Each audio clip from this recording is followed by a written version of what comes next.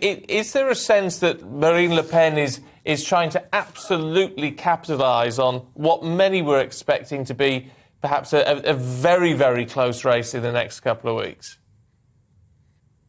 Well, definitely. I mean, this is the first time in modern French history that you've got a far-right candidate with a realistic chance of winning. Now, Emmanuel Macron is still the favourite. Polls are placing him around 53% of the vote and Marine Le Pen about 47 at the moment. But not all of the polls agree. Some of them put them closer, even within the margin of error. So with just a week to go before the final vote, there's everything to play for. And Marine Le Pen is campaigning very hard. And so is Emmanuel Macron. He's thrown himself into the campaign. He hardly bothered at all before the first round vote. But when he saw that close result, he realized that he's got to really go for it with just a week to go. So later today, we're going to see Emmanuel Macron holding a big rally in Marseille on the south coast. And he'll be trying to reach out to left-wing voters because the far-left candidate, Jean-Luc Mélenchon, who was knocked out of the contest in the first round, still took 22% of the vote. So those are the votes that can swing this election, either for Emmanuel Macron or for Marine Le Pen. And it may seem paradoxical, but up to a third of Mélenchon voters may decide to vote for Marine Le Pen, going from the far left to the far right.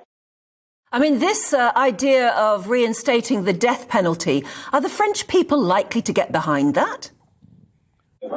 Well, I think this is something that will appeal to the core supporters of Marine Le Pen. It's certainly something that could be close to their hearts because she's a law and order candidate, and there are people who feel that there's too much crime, there's too much violence on the streets. It's something that's designed to appeal to them. But whether it will actually have broader appeal is still very much open to question. I mean, Marine Le Pen doesn't just want to hold a referendum on reinstating the death penalty.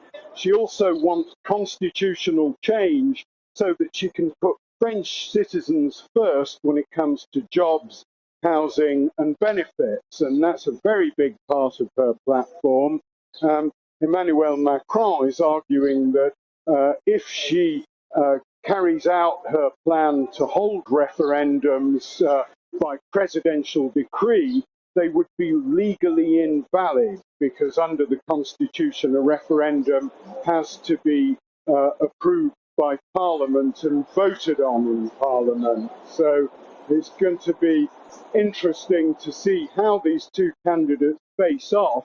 On Wednesday, there'll be a televised debate.